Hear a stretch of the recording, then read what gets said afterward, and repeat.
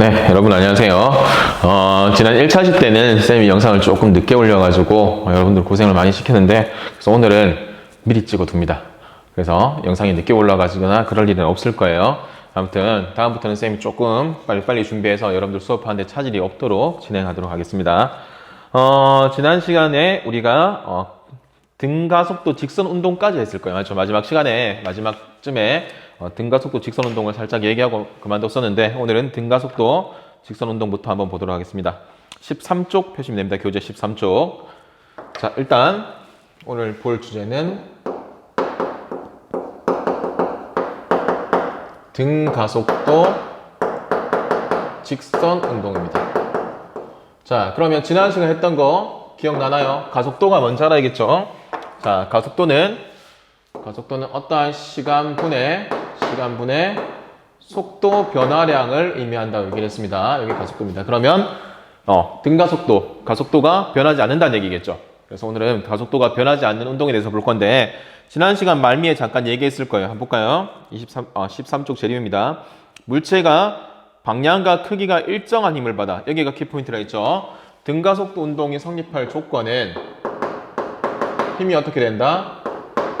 힘이 일정한 힘을 받아야 된다라고 얘기했습니다. 일정한 힘을 받아서 시간에 따른 속도 변화율이 일정한 상태로 운동하는 것을 우리는 등가속도 직선 운동이라 얘기를 할 겁니다. 자, 어떤 예가 있냐? 한번 볼까요? 마찰이 없는 기울기가 일정한 빗면을 따른다. 일단 마찰이 없다는 얘기는 얘를 밑으로 당기는 중력 말고 다른 힘은 전혀 없다는 뜻입니다. 그럼 두 번째, 높은 곳에서 가만히 놓은 물체의 운동. 우리는 이것을 자유낙하 운동이라 얘기를 하죠. 그 다음에 연직 위로 던져 올린 물체 운동 또한 작용하는 힘이 중력밖에 없기 때문에 전부 다 일정한 힘을 받는 등가속도 직선 운동을 한다는 얘기겠죠. 자, 제일 중요한 거는 이 등가속도 직선 운동이 그래프를 분석하는 게 제일 중요하다라고 얘기를 했습니다. 자, 그래프를 한번 보도록 하겠습니다. 자, 첫 번째 그래프가 총 6개가 있을 거예요. 보이죠? 6개. 자, 일단 윗줄에 있는 그래프를 한번 볼게요. 위에 있는 3개 그래프는 이렇게 해놓읍시다. 첫 번째, 가속도가 0보다 큰 겁니다. 그러면 가속도가 0보다 크다는 얘기는 플러스 값을 가진다. 속도가 점점 증가하는 운동을 얘기하면 되겠죠. 맞죠? 속도가 점점 증가하는데 일정한 비율로 증가한다. 즉, 운동 방향과 같은 방향으로 가속도가 생겼다라고 생각하면 되겠습니다. 자, 위에 있는 3개 그래프 중에서 제일 오른쪽에 있는 그래프를 한번 볼게요. 제일 오른쪽에 있는 그래프. 자, 거기서 X축 값이 지금 시간을 의미하고 Y축 값은 가속도 A를 의미할 거예요. 맞죠? 처음부터 끝까지 가속도 변화가 있어요? 없어요? 없죠? 처음부터 끝까지 가속도가 이렇게 일정한 형태로 갈 겁니다. 요게 운동 방향과 같은 방향, 즉 가속도가 0인 값이 등가속도 운동 그래프입니다. 그럼 요 밑에 넓이는 뭘 의미하느냐? 사각형 넓이를 구하는 공식은 가로 곱하기 세로겠죠. 그래서 가속도 곱하기 시간을 의미하고, 아까 우리가 위에서 가속도는 시간분의 속도 변화량을 했기 때문에 시간이 소거되겠죠. 그렇기 때문에 요거는 속도 변화량을 의미한다는 거. 요거 뭐 간단하게 알 수 있겠죠. 자, 두 번째 그래프는 X축 값은 시간이 그대로인데 Y축 값이 변한 그래프예요. 볼까요? X축 값은 시간으로 두고 Y축 값은 속도로 볼 겁니다. 자, 일단 그림에서 처음 속력 V0가 0이 아닌 걸 확인할 수 있습니다. 처음 속도가 V0로 갈 거고 나중 속도는 V라고 줄게요. 그래서 자, 여기서 시간이 T라고 나와 있네요. 요 T랑 요 T랑 다른 겁니다.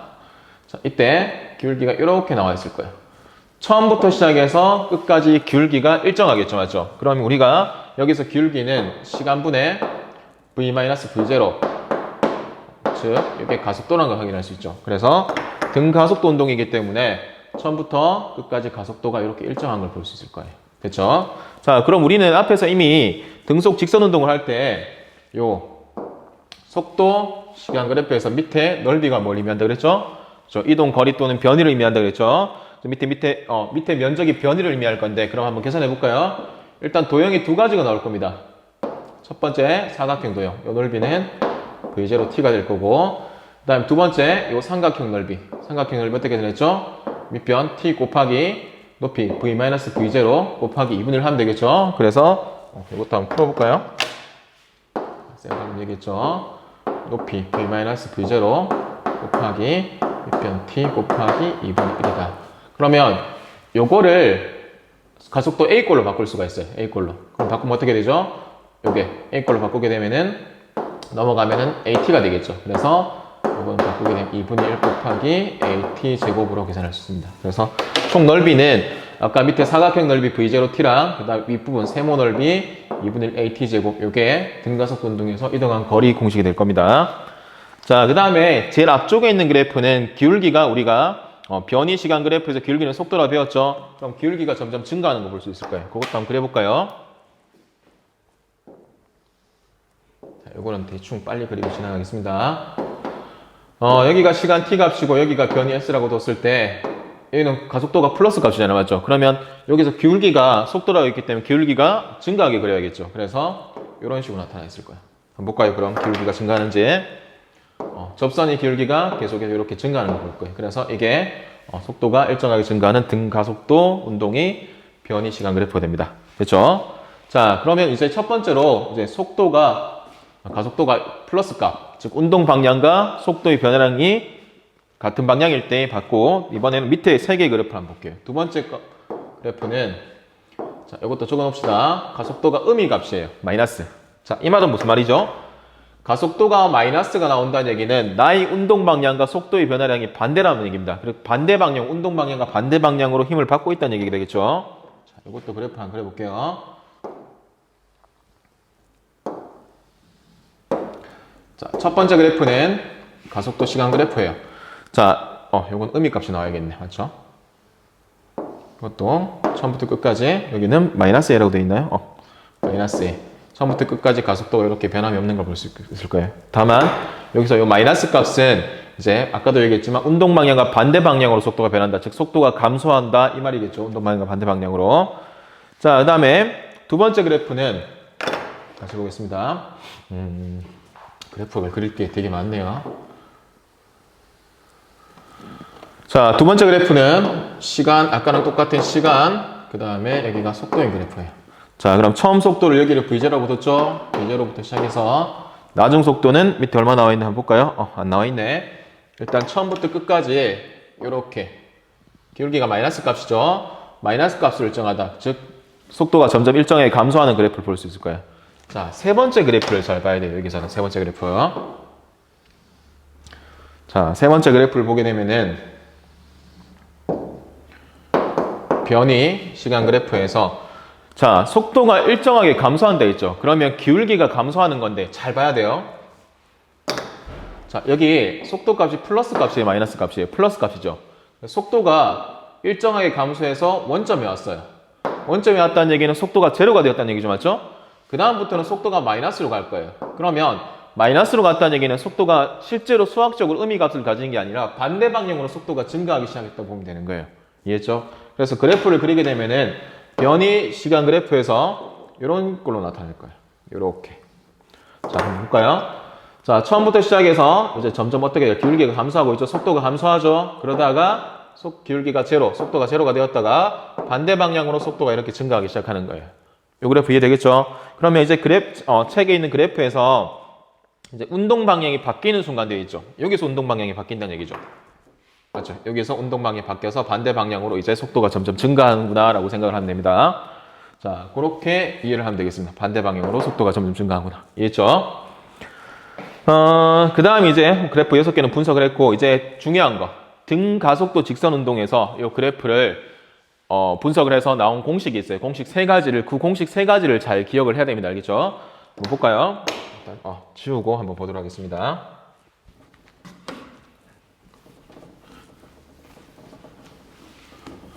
자, 시간이 없으니까 이쪽만 치우고 한번 보도록 할게요.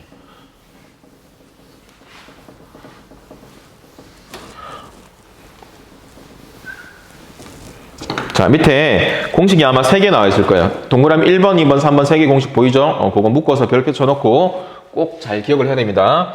자, 첫 번째 공식은 뭐가 등장하는지 한번 보겠습니다. 칠판이 깨끗하게 치우고. 자, 오늘 하는 것 중에서 가장 중요한 것. 첫 번째 공식. 자, 첫 번째 공식은 나중 속도 V에 가는 건데, 어떻게 나와 있죠? 처음 속도에다가 AT를 더한 것과 같다라고 나와 있죠. 이 식을 한번 분석을 해볼게요. 아까 요거는 나중 속도라 그랬죠. 요거는 처음 속도. 자, 요거를 풀이하게 되면은 가속도 A는 시간분의 속도 변화량이랑 같아요. 그러면 곱하기 T 이런 걸로 나오겠죠. 그럼 결국 요 식을 풀이하게 되면은 나중 속도 V는 처음 속도에다가 T 날아가죠. 속도 변화량을 더한 것과 같다. 당연한 거잖아요. 나중 속도가 처음 속도 플러스 속도가 얼마만큼 변했는 정도, 그걸 따지게 되면 나중 속도가 나오는 거잖아요. 그죠? 그래서 이런 공식이 첫 번째 공식이 나왔습니다. 이게 등가속도 운동에서 1번 공식입니다. 자, 그 다음 두 번째 공식은 아까 나왔던 거랑 똑같아요. 이 그래프를 분석하면 알 수 있어요. 이동 거리에 관한 공식입니다. 등가속도 운동에서 이동 거리 S를 구하라 그러면 아까 밑에 면적을 계산하면 된다 했죠. 그대로 대입하면 됩니다. V0t 플러스 2분의 1 AT 제곱. 이게 등가속도 운동에서 변이를 구하는 공식이 될 겁니다. 자, 그 다음 마지막 세 번째 공식은 종이 쳤네요. 우리 종은 아닙니다. 사실 옛날에는 이거를 세 번째 공식을 정리해서 계산하라, 정리해서 증명하라는 문제가 자주 나왔었는데 요즘 같은 경우는 그렇게 약간 뭐랄까 고리타분한 문제 같은 건 주로 출제가 안 되고 있어요. 그래서 방법만 한번 봅시다. 1번, 2번 식에서 시간 t를 소거해서 나타나게 되면 나타난다고 되어 있죠. 정리하게 되면 나타난다. ES는 나중 속도 빼기 제곱 빼기 처음 속도의 제곱. 이렇게 하게 되면은 등가속도 운동의 세 가지 공식이 완성이 된 겁니다. 이 공식 잘 기억해 두길 바랄게요. 자, 그 다음 14쪽 한번 넘어가 볼까요? 14쪽. 자, 등가속도 직선 운동을 하는 물체의 평균 속도라고 되어 있는데 되게 간단해요. 요거는 요 그래프를 보고 설명할게요. 처음 속도가 V0고 나중 속도가 V입니다. 그러면 이 물체 등가속도 운동에서 평균 속도는 얼마일까요? 딱 정확하게 중간값이 아닐까요? 그래서 등가속도 운동에서 평균 속도 V평이라고 적을게요. 이거는 나중 속도와 처음 속도를 더한 값이 딱 중간값, 이게 평균 속도라는 거 기억하면 되겠죠. 참고로 다른 물체 운동에 쓸 수 없어요. 오로지 등가속도 운동에서만 중간값이 평균 속도를 가진다는 거, 그것만 기억하면 될 겁니다. 밑에 그래프 분석 예시 같은 경우는 여러분들이 확인을 하면 될 겁니다. 어디서 운동 방향이 바뀌는지 그걸 조금 중점적으로 봐야 된다, 알겠죠? 자, 그러면 오늘은 등가속도 직선 운동까지를 했고, 그럼 2차시, 1차시, 2차시 동안 우리가 진도를 14쪽까지 나갔기 때문에 과제는 지난 시간에 이어서 문제 17쪽부터 23쪽까지 있는 문제를 다 풀고 쌤 며칠이라 그랬죠? 4월 24일 목요일 맞나요? 아니 4월 23일이구나. 4월 23일 23시까지였나? 24일이나 기억 안 나요. 리로스쿨의 날짜를 정확하게 올려두도록 하겠습니다. 그 시간을 준해서 맞춰서 문제 풀이한 거를 정확하게 올려주시기 바랍니다. 혹시나 문제 풀이하다가 모르는 게 있거나 그럴 경우는 언제든지 톡이나 문자를 통해서 물어도 되니까 그렇게 해서라도 과제를 해결하고 정해진 시간을 지켜주시기 바랍니다. 자, 그럼 다음 시간에는 3차시 때는 우리가 힘과 운동에 대해서 보도록 하겠습니다. 참고로 힘은 중학교 때 한번 나왔기 때문에 크게 어렵진 않을 거예요. 그래서 다음 시간에 힘과 운동으로 여러분을 만나도록 하겠습니다. 그때까지 과제도 열심히 하고 잘 지내세요. 안녕.